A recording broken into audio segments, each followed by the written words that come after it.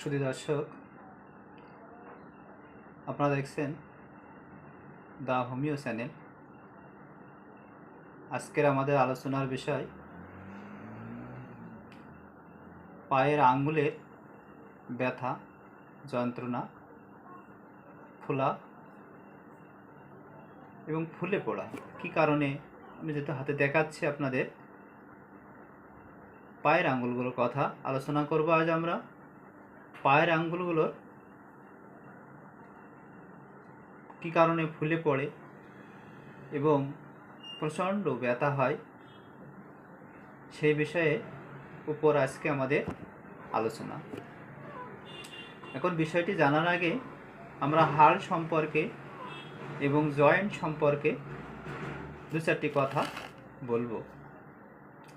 পায়ের গোছ থেকে, অর্থাৎ পায়ের যে অংশটা, গোছ যেটা বলি, এখান থেকে যে সামনে যে অংশটা, এই অংশটা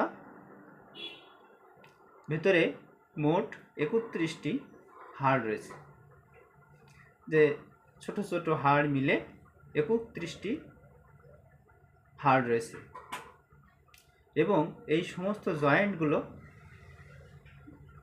এই হাড়কে সংঘবদ্ধ করেছে। এখন এই জয়েন্টগুলো সংযুক্ত করে রেখেছে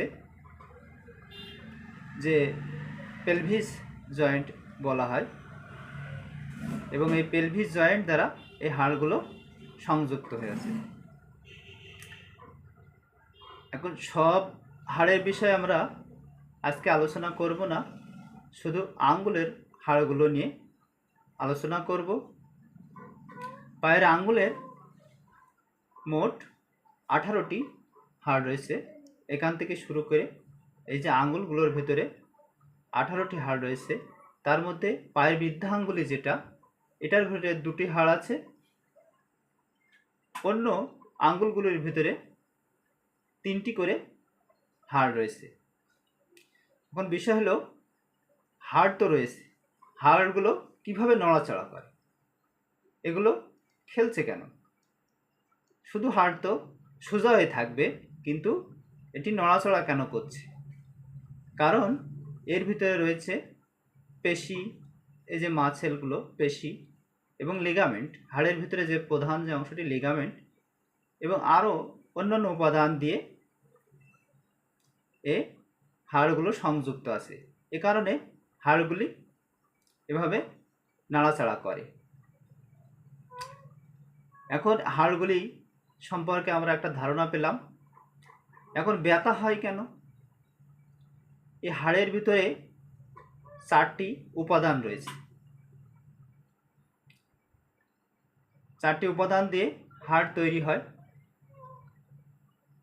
যেমন প্রথমটি হচ্ছে পেরিওস্টিয়াম, কম্প্যাক্ট টিস্যু বা স্পঞ্জ টিস্যু এবং বোন মেরু। এই 4টি উপাদান দিয়ে হাড় তৈরি হয়। এর ভিতরে একটির ঘাটতি হলেও আপনি ব্যথা, যন্ত্রণা অনুভব করতে পারেন। তাছাড়া বাতের কারণে, জয়েন্টে হাড় খেয়ে গেলে, টান লাগলে, আঘাত লাগলে, এবং আরেকটি যেটা মেজর কারণ বা গুরুত্বপূর্ণ কারণ, সেটা হচ্ছে যদি আপনার বংশের ভিতরে কারো বাতের টেন্ডেন্সি থেকে থাকে, তাহলে কিন্তু এই ব্যথাটি হতে পারে। এখন এই ধরনের লক্ষণগুলো প্রকাশ পায় এবং তখন রোগীর হাঁটতে চলতে খুবই কষ্ট অনুভব করে। এখন চিকিৎসার বিষয়ে আসি। এখন হোমিওপ্যাথি মতে অনেকগুলি ঔষধ রয়েছে, যেগুলি লক্ষণ সাদৃশ্যে ব্যবহার করলে এই পায়ে ব্যথা, যন্ত্রণা আরোগ্য হয়ে যায়। যেমন আর্নিকামন্ট, রাস্টক্স, মেডোরিনাম, সিবলিনাম, বুয়েকাম। আরেকটি গুরুত্বপূর্ণ ওষুধ আঙ্গুলের বাতে, সেটা হচ্ছে অ্যাক্টিয়া স্পাইকেটা। এই ঔষধগুলো বা আরও অনেকগুলো ঔষধ আছে, যেগুলো আপনার লক্ষণ সাদৃশ্যে ব্যবহার করলে যথেষ্ট উপকার পাবেন। এখন আপনাদেরকে আমি একটি ওষুধের কথা বলবো, যেটি খেলে এই আঙুলের ব্যথার অনেকটা উপশম হবে। ঔষধটি হচ্ছে রাস্টক্স 30। আপনারা এরকম শিশির হাফ ড্রাম যে কোনো হোমিও ফার্মেসি থেকে জার্মানি ঔষধ সংগ্রহ করবেন।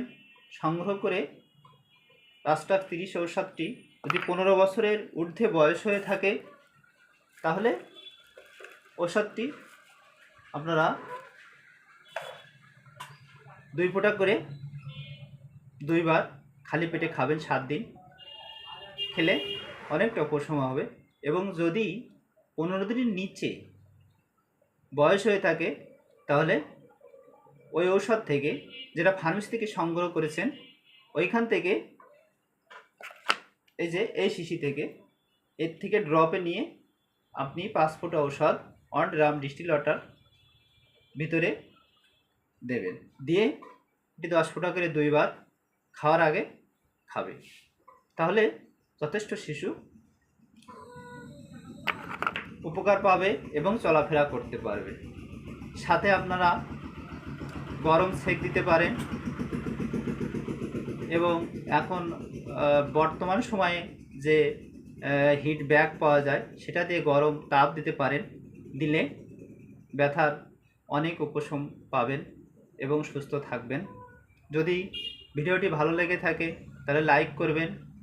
নিজের উপকার হলে বা নিজে যদি ভিডিওটি দেখে ওষুধটি খেয়ে যদি উপকার পান তাহলে শেয়ার করবেন আরও একজনকে জানানোর জন্য, আরও কয়েকজন উপকার পাবে।